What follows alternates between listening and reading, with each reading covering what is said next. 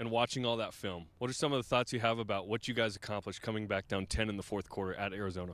I was really proud about how we fought back, just being down 10 and I feel like we never saw a dip in our play. We just played the whole time like we were still going to win, and that's what we were able to do. This team has won 17 of the last 19. What is it about winning that you guys have figured out?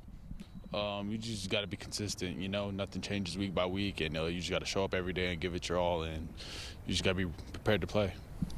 Talk about that preparation. What goes into a game that people don't see that has you guys ready for these games?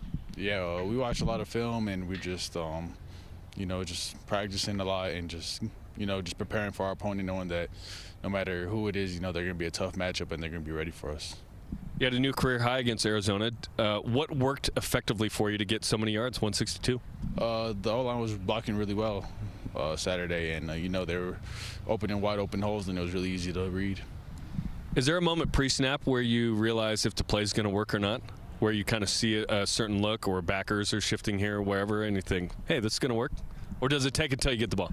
I would say it usually takes until I get the ball, but most of the time there's like a couple looks where there's no one in the box and you're like, okay, it's going to work right here. But other than that, I say it's kind of wait till I get the ball and then we're able to see how it develops. In baseball, there's kind of a tell or a tip of a pitcher does certain things for a certain pitch. As a running back, are you watching where you're balancing as to not give away sort of whether you're going to block or run or your eye work or that kind of thing? Is that a thing you think about? Not really. I mean, usually I just do the same thing every time before every play, so they can't tell. Yeah, so they're really not able to tell what I'm able to do. So yeah. Talk to me about different running back styles of sort of like standing up, sitting down. The Ashton Genty straight up thing is unique. What's yours, and kind of why do you do what you do? I started sitting down a little bit more just because it's easier to. If I start sitting down a little bit, I'm able to get my pads lower and keep them that way, especially when I'm taking the mesh, and just kind of able to ride it through when I'm going through the hole compared to if I'm standing up, especially me because I'm taller. So me standing up, my pads are going to be really high compared to someone like Ashton Genty, who's smaller but packs a good punch. Who are the guys you watched growing up that you've sort of emulated as a running back? I always wanted to be like Saquon growing up. I watched him in college and in the NFL, and I thought he was really good, and that's probably my favorite running back. What kind of backwards hurdle could you put up? Because what he did last year was unbelievable. It's like the greatest play I've ever seen in my life. I don't think I'll be trying any sort of backwards hurdle. I don't like getting up off the ground and being exposed to get hits. But so yeah, I don't think you'll see that from me anytime soon. I've been seeing lowlights of guys that are hurdling all the time. It's just a weird play. Shout out Mason Wake, who hurdled all the time. Mason's great. But as a running back, it's like you want to get low, right? Yeah, for me, I like to stay to the ground. That way I'm able to make cuts and juke, it's compared to being off the ground and someone's able to clean you off your feet. Okay, remind the people, LJ is for Little John, as in your dad, John? Yes. Yeah, my dad's name is John, so I'm named Little John. When did you go by Little John? I don't know. Your whole life? They just always called me LJ, so nice. Yeah. Nice. And remind me, your name's John then? Yeah. Yeah. My name's John. What's your middle name? Wesley. So that's my grandpa's middle name. I mean, that's my grandpa's name. So yeah. Nice. So LJ's always been the thing your whole life? Yes, sir. That's awesome. Just LJ. That's awesome. Okay, this will be year 3 of being not only in the Big 12 and with BYU and everything, but here comes Utah. What are the emotions like as you've learned about, played in, and played against Utah, and now it's a massive game coming up Saturday?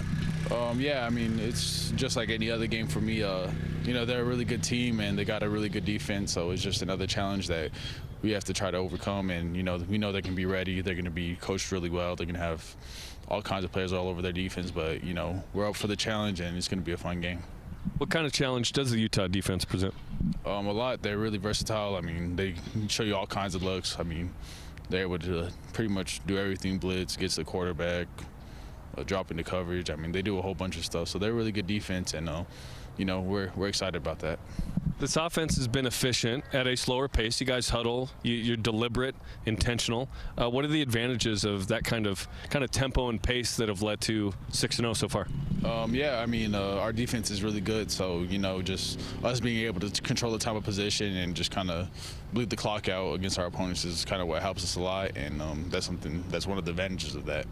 How is Bear Bachmeier different from the Portland State game to now? I would say he's